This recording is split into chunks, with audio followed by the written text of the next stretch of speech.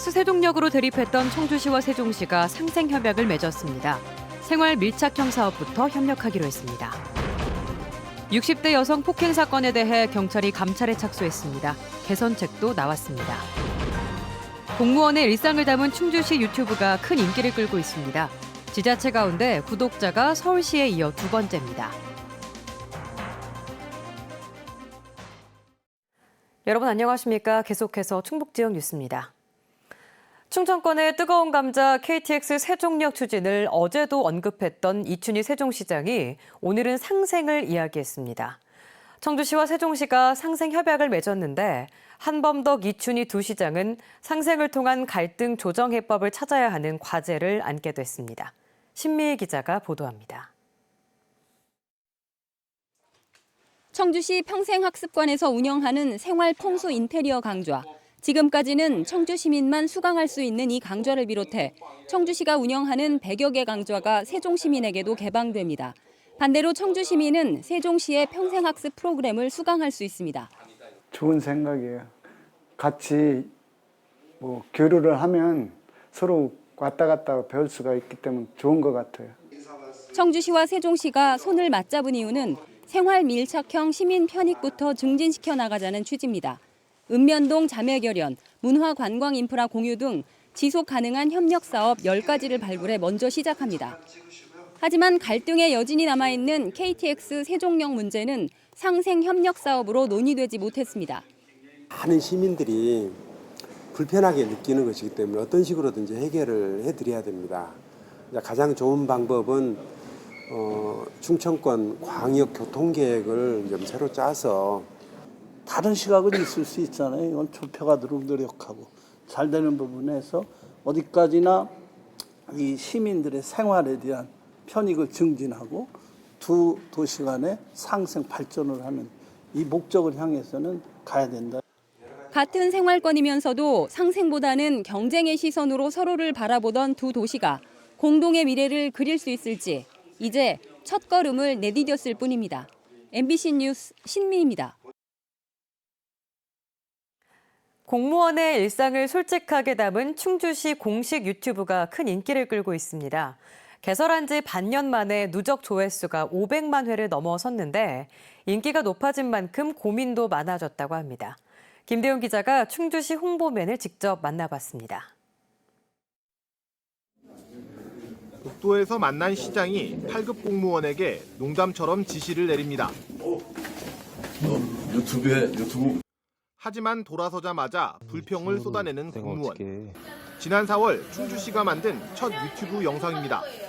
촌스럽고 투박한 느낌이 나지만 조회수가 50만 회에 이를 정도로 큰 인기를 누리고 있습니다. 지난해 면에서 시청으로 처음 발령이 난 8급 공무원 김선태 씨가 변변한 장비도 없이 소형 카메라 한 대로 만들었습니다. 이 카메라가 전부고요. 이거 말고는 저희 편집 프로그램 있는 컴퓨터 한 대. 그게 전부입니다. 이렇게 반년간 매주 올린 영상은 30개, 누적 조회수는 500만 회를 넘어섰습니다. 구독자가 6만 명을 넘어 전국 자치단체 가운데 서울시에 이어 두 번째, 지역 화폐부터 각종 관광지까지 충주를 알리는 큰 역할을 하고 있습니다. 전국 각지에서 강연 요청이 쇄도하고 함께 영상을 만들자는 제안도 잇따르고 있습니다. 시정 홍보가 목적인 경우에 아무리 재밌게 해도 재밌게 할 수가 없습니다, 사실은. 한계가 있어요, 분명히. 근데 저 같은 경우는 재미있는 소재를 먼저 생각하고 거기에 끼워 맞추는 경우가 많거든요. 재미있게 영상을 만들다 보니 뜻하지 않게 항의를 받아 사과문을 올리는 경우도 생겼습니다. 2년 단위로 부서를 옮기는 공무원의 특성상 전담 인력을 바꾼 뒤 인기를 어떻게 유지할지도 고민입니다. 이런 시선과 관심도 유지를 하면서 공공성과 공익성도 갖춘 대인지도를 높일 수 있는 방안을 두고 많은 고민을 하고 있습니다. 특이한 홍보 포스터로 시선을 끌다 이제 개인 영상으로 탈바꿈한 충주시 SNS. 시대에 발맞춘 새로운 도전이 어디까지 진화할지 주목됩니다. MBC 뉴스 김대웅입니다. 제천시의회가 시 소속 공무직원의 권리 보호와 고용 안정을 위한 조례를 만들었습니다. 조례에 따르면 공무직 노조와 매년 임금 협약을 통해 보수를 체결하도록 규정했고 근무 성적을 평가해 성과 상여금을 지급할 수 있는 근거도 마련했습니다. 또 정당한 이유 없이 해고 등을 하지 못하도록 하는 한편 남녀를 차별하거나 불리한 제도 등을 할 수 없도록 하는 규정도 담았습니다. 공무직은 공무원법에 따른 공무원이 아니면서 상시, 지속적으로 시 업무에 종사하는 환경미화원, 도로보수원 등으로 제천시에는 모두 164명이 일하고 있습니다. 음성군이 운영하는 공식 블로그 누적 방문자가 개설 6년 만에 200만 명을 돌파했습니다. 음성군은 지난 2013년 7월 개설한 블로그에 올해 들어 지난 9월까지 66만 4천여 명이 방문하면서 누적 방문객 200만 명을 넘어섰다고 밝혔습니다. 올해 월 평균 방문자는 7만 4천여 명이고 올해 들어 지난해 같은 기간보다 10만여 명이 늘었다고 덧붙였습니다. 처리 방안을 놓고 여러 해 동안 논란을 빚었던 제천 의림지 뉴 이벤트 홀터에 이색공원이 완공돼 정식 개장했습니다. 제천 의림지 옆 4,200여 제곱미터에 5억 원이 투입돼 누워라 정원이라는 이름이 붙여진 공원은 제천 칠성봉을 기본 테마로 북두 칠성 모양의 대나무 울타리와 칠성봉을 상징하는 조형물로 설치됐고 누워서도 쉴 수 있도록 설계됐습니다. 제천시는 내년에 용추폭포에 유리 전망다리를 설치하고 내후년에는 물놀이장과 농경문화체험장 등이 갖춰진 2단계 의림지 수리공원 조성 사업을 진행할 계획입니다. 계속해서 연속 보도해드린 60대 여성 무차별 폭행 사건에 대해 경찰이 전방위 감찰 조사에 착수했습니다. 출동과 수사가 지연된 이유 등을 스스로 밝혀 책임을 묻겠다는 건데 출동 지령과 실제 출동 사이에 발생한 4분간의 공백이 핵심이 될 전망입니다. 정재영 기자입니다. 60대 여성을 향한 무차별 폭행이 있던 날 112에 첫 신고가 들어온 건 밤 11시 35분 53초였습니다. 위치 파악 등의 일부녀가 흘렀고 곧바로 긴급을 뜻하는 코드 1 출동 지령이 떨어졌습니다. 지구대와 불과 2, 3분 거리였지만 경찰관은 최초 신고 기준 8분 49초, 지령 이후만 따져도 7분 18초가 지나 도착했습니다. 1시간 25분 전에 들어온 가정폭력 신고 등을 대며 다른 출동과 겹쳤기 때문이라고 해명한 경찰. 하지만 지령 이후 현장 도착까지 걸린 7분여의 소요 시간 가운데 순찰차 이동에 쓰인 건 반도 안 되는 3분 19초였습니다. 지령 확인의 출발까지 무려 4분이 걸린 셈인데 감찰 부서는 이 점에 주목하고 있습니다. 간혹 출발 보고를 나중에 하는 경우가 있지만 앞선 가정폭력 신고 출동 장소와 이곳 사건 현장까지의 거리는 채 1km가 되지 않습니다. 차로 1, 2분이면 올 수 있는데 긴급 지령을 확인하는 데만 4분이 걸렸다는 건 설명이 되지 않는 겁니다. 보복 우려에도 학생 등이 붙잡은 피의자를 체포하지 않고 풀어준 경위도 조사합니다. 실제 피의자가 현장 주변을 배회하다 경찰이 돌아간 이후 주점에 다시 찾아가려 한 정황이 확인됐습니다. 한 10분, 15분 있었는데 다시 와서 나도 한번 맞아보자 이러면서 다시 그 가게 쪽으로 가는 것 같았어요. 다시 보복하러 가시는 것 같은 느낌이 들었어요. 피해자를 통해 증거물을 뒤늦게 확보하고 사건 진행 상황을 제때 알리지 않아 수사 규칙을 위반한 수사관들도 감찰 대상입니다. 경찰은 이달 안에 조사를 마친 뒤 책임을 묻겠다는 계획. 개선책도 내놨습니다. 충북경찰은 수사과장 전체 회의를 열어 특히 여성 피해 사건은 국민의 눈높이에 맞춰 수사를 강화한다는 방침을 세웠습니다. 현장 출동과 대응에 관한 새 가이드라인 마련에 들어갔고 심야 사건 처리 방식도 바꿨습니다.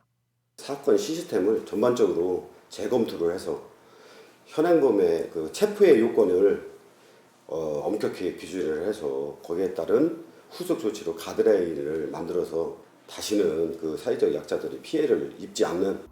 확실히 바꾸겠다는 경찰.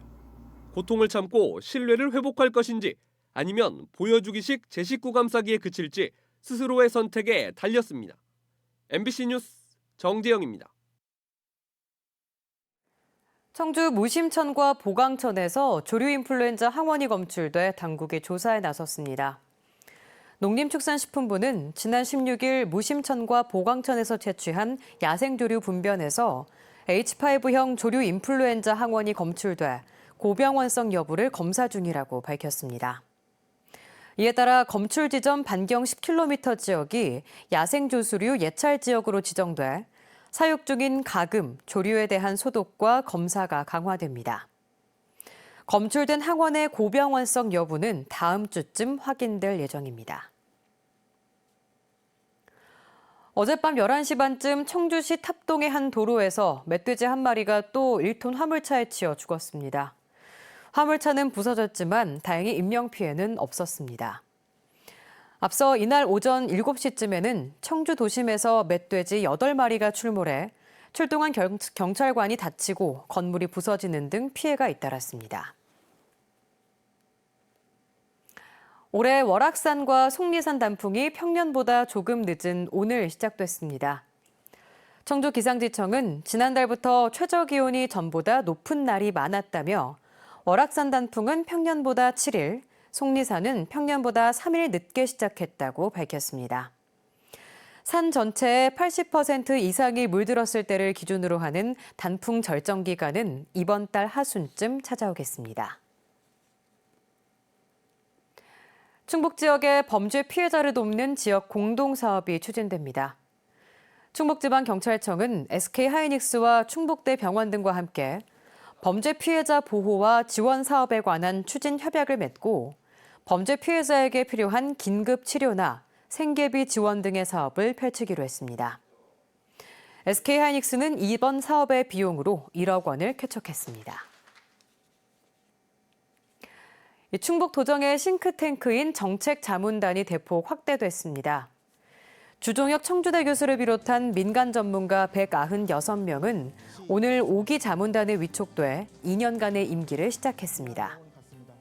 지난 2011년 70명으로 시작해 100여 명이 늘어난 도정 정책자문단은 올해 분리신설된 여성 청소년 분과와 환경산림분과 등 모두 9개 분과와 과학기술 소위원회로 구성됐습니다. 지난달 소비자들이 많이 찾는 가공식품 가운데 맛살과 스프 값은 내리고 시리얼과 국수 가격은 오른 것으로 나타났습니다. 한국소비자원은 가격정보 종합포털 참가격을 통해 다소비 가공식품의 9월 판매 가격을 조사한 결과 이같이 나타났다고 밝혔습니다. 충북지역 뉴스였습니다. 고맙습니다.